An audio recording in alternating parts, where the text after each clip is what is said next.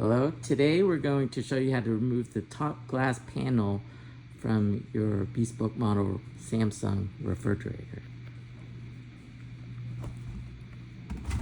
So this top glass is really easy to remove. There's a lot of videos that show you to take a whole shelf out, which isn't necessary. There's two tabs, one here, and then this doesn't come out, but it braces the glass. You get a flat screwdriver, go under the glass, find the hole, and pop it out.